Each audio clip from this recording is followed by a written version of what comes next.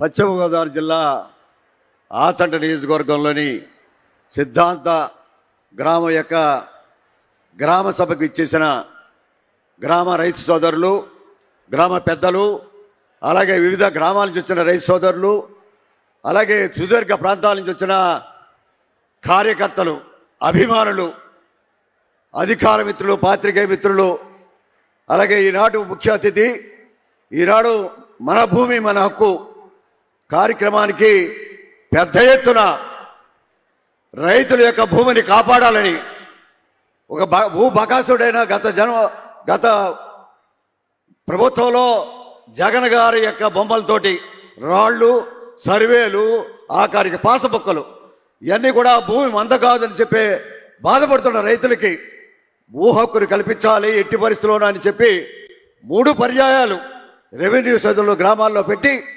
దానికి సంబంధించిన ఈ భూమి యొక్క సరిహద్దుల్ని క్రియేట్ చేయడమే కాకుండా రాజముద్ర కలిగిన పాసబుక్కులతోటి భూ యజమాని యొక్క హక్కులు కల్పించడంలో ప్రధాన భూమిక వహిస్తున్న ముఖ్యమంత్రి చంద్రబాబు నాయుడు గారు ఈనాడు ఈ కార్యక్రమంలో రావడం, దాంట్లో ప్రధానంగా మాకన్నా ప్రజాపతుల కన్నా రైతే ముఖ్యమని ఇద్దరు సోదరుల్ని, రైతు సోదరులు కూడా కూర్చోబెట్టుకుని ఈనాడు ఈ కార్యక్రమంలో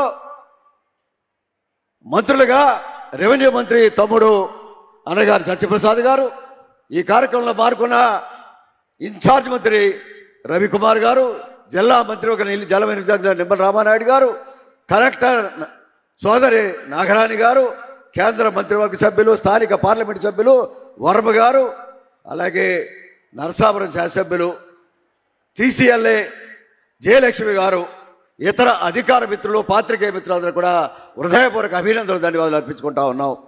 ఈనాడు ప్రధానంగా చూసినట్టయితే కూటమి ప్రభుత్వంలో ప్రతి పౌరుడు ధైర్యంగా బతకాలి, ఎక్కడా కూడా రౌడీలకి భయపడక్కర్లేదు, ఎక్కడా భూ కబ్జాదారులకి భయపడక్కర్లేదని చెప్పే ఒక మహత్తర కార్యక్రమాల్లో ఈనాడు ముఖ్యమంత్రి చంద్రబాబు నాయుడు గారు కానీ, ఉప ముఖ్యమంత్రిగా పవన్ కళ్యాణ్ జనసేన పార్టీ నుంచి చేస్తున్న, అలాగే కేంద్రం నుంచి మోడీ గారి యొక్క ఆశీస్సులతోటి ఈనాడు జరుగుతున్న కార్యక్రమాలు డబల్ డెక్కర్ ప్రభుత్వంలో ప్రభుత్వం ప్రత్యేకమైన కార్యక్రమాలు మీ అందరికీ తెలుసు.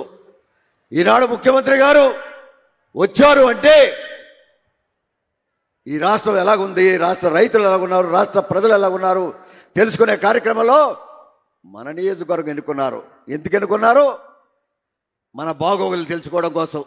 మన నియోజకవర్గ ప్రజలు, రైతులు ఎలాగున్నారు, ప్రజలు ఎలాగున్నారు, శాసనసభ్యుడు ఎలాగున్నాడు అనే కార్యక్రమం కూడా చూడడానికి వచ్చారు. తర్వాత కార్యక్రమాల్లో కార్యకర్తల సమావేశం కూడా మనం చూస్తూ ఉన్నాం. ఆ కార్యకర్తల సమావేశంలో కూడా కార్యకర్తల ఇబ్బందులు.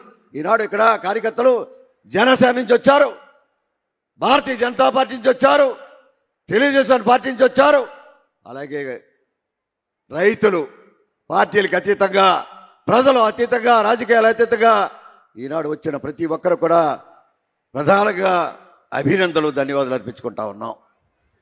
మీకేం కావాలి అని ఆలోచన చేస్తే ఈ గ్రామంలో ప్రధానంగా కొన్ని సమస్యలు, రైతులకు సంబంధించిన రైతు వరకు మీ పాస్బుక్లకు చేరాలంటే తహసీల్దార్ ఆఫీస్కో, కలెక్టర్ ఆఫీస్కో చేరాలి.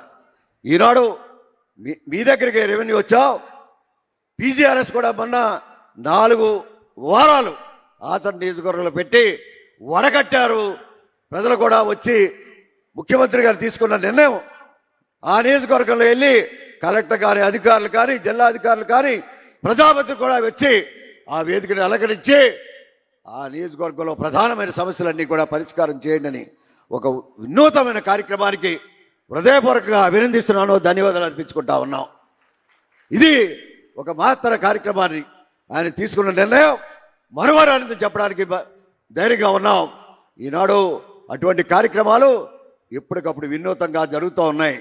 ఈనాడు జనసేన, భారతీయ జనతా పార్టీ, తెలుగుదేశం పార్టీ కూటమి అన్నదమ్ములుగా వెళ్తా ఉన్నాం. అవునా కాదా? ఎస్. అక్కడ పవన్ కళ్యాణ్ గారు, ఇక్కడ చంద్రబాబు నాయుడు గారు, అక్కడ మోడీ గారు, ఎక్కడ కూర్చున్నా కూటమి అధికారంతో ఈనాడు కేంద్ర రాష్ట్ర ప్రభుత్వాలు పనిచేస్తున్న తీరుకి మనం జేజేలు కొట్టండి మరొకసారి తప్పని ద్వారా మీ అందరినీ అభిమతించవలసిందిగా కోరుకుంటా ఉన్నాం. ఇటువంటి కార్యక్రమం నాకు కొట్టే చెప్తా ఉన్నాం. ఈ గ్రామానికి సంబంధించిన కానీ ఈ జిల్లాకు సంబంధించిన కానీ ఈ జిల్లాకు సంబంధించిన ప్రధానమైన సమస్యలు రోడ్లు సార్. ఈ రోడ్లు కూడా మీరు పశ్చిమ గోదావరి జిల్లా ఇప్పుడో మాట ఇచ్చారు. ఆర్థిక ఇబ్బంది వల్ల మేము కూడా ప్రశ్న ఇవ్వలేకపోతా ఉన్నాం. అలాగే చెక్ డామ్స్ కొన్ని నీటి కాలువలు సమస్యలు ఉన్నాయి. అదే కాకుండా కమ్యూనిటీ హాల్స్ మనం 2014-19 ఇచ్చిన కమ్యూనిటీ హాల్స్ జగన్మోహన్ రెడ్డి గారు వచ్చి తొనాతోకలు చేశాడు. అవన్నీ కూడా నిర్మాణం చేయవలసిన కార్యక్రమాలు ఉన్నాయి. అదే కాకుండా ఇంకా అనేక సమస్యలు అభివృద్ధి కార్యక్రమాలు చేస్తూ ఉన్నారు.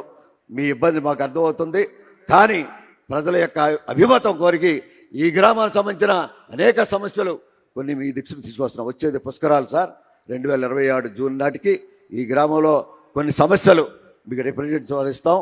స్ట్రీట్ లైట్లు కానీ కొన్ని రోడ్లు కానీ కొన్ని డ్రైన్లు కానీ ఈ గ్రామానికి సంబంధించిన సుమారు 25 కోట్ల రూపాయలు నిధులు ఇవ్వాల్సిందిగా మీ అందరూ కోరుకుంటున్నాను. అన్నీ కలిపి పుష్కరాలకు సంబంధించిన ఇవన్నీ పుష్కరాలకు సంబంధించిన కోరికలు మాత్రమే సార్.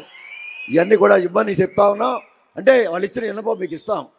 మీరు కూడా మీ ఇబ్బంది మాకు తెలుసు. కానీ వారి ఇబ్బందిని మేము ప్రజాపతిగా నా వంతు మీకు అభ్యర్థించవలసిన ఒక బాధ్యత ప్రజాపతిగా నాకు ఉందని భావిస్తూ ఉన్నా. అలాగే వివిధ గ్రామాల ఉండే సమస్యలు అప్పుడప్పుడు మీ దగ్గర తీసుకొస్తా ఉన్నాం. పాజిటివ్గా వెళ్తూ ఉన్నారు. అదే కాకుండా అయోధ్యలకు సంబంధించిన ఒక బ్రిడ్జి మొన్ననే మనం జిల్లా శాసనసభ్యుల యొక్క సభలో మరి అయోధ్యలకు బ్రిడ్జ్ శాంక్షన్ చేసి అని చెప్పారు. మా అందరి తరపున మా నియోజకవర్గ ప్రజలందరి తరపున ధన్యవాదాలు అభినందనలు తెలియపరచవలసిందిగా కోరుకుంటా ఉన్నాం. అదే కాకుండా ఈనాడు మరొక బ్రిడ్జ్ అడిగాం మనం. ఎక్కడి నుంచి Koderu Gannavaram national highway link చేయమని. అది కూడా మనం అభిమతాన్ని ముఖ్యమంత్రి గారు నేషనల్ హైవేకి రికమెండ్ చేసి పంపిస్తున్నట్టుకు హృదయపూర్వకంగా అభినందిస్తున్నాం. పాదాభినందనలు కూడా చేస్తా ఉన్నాం అని చెప్తా ఉన్నాం. పార్లమెంట్ సభ్యులు భూపతిరాజు వర్మ గారు, శ్రీనివాస వర్మ గారు, భారతీయ జనతా పార్టీ వర్మ గారు అంటే బాగా తెలుస్తుంది. ఆయన పట్టుదల లేని కృషి కేంద్రంలో ఆయన ప్రయత్నం చేస్తూ ఉన్నారు. ముఖ్యమంత్రి గారు దానికి సహకరిస్తానని చెప్పి మన నియోజకవర్గ అభివృద్ధిలో ఈ జిల్లాలో 7 నియోజకవర్గాలు ఉంటే అత్యంత పేద నియోజకవర్గం ఏది ఉంటే ఆ చట్ట అనే విషయాన్ని కూడా మాకు తెలుసు. ముఖ్యమంత్రి గారు కూడా తెలుసు. దాన్ని ఆర్థికంగా పెంచాలని ముఖ్యమంత్రి గారు చెప్తున్న ఆలోచనని ఈనాడు ఎంఎస్ఎంఈ కొన్ని పరిశ్రమలు రావడానికి సహకరించమని ప్రార్థిస్తున్నాను సార్. నేను అంతకన్నా మేము అడిగేది లేదు. కారణం ఏంటంటే అనేక సమస్యలు ఉన్నాయి మీకు.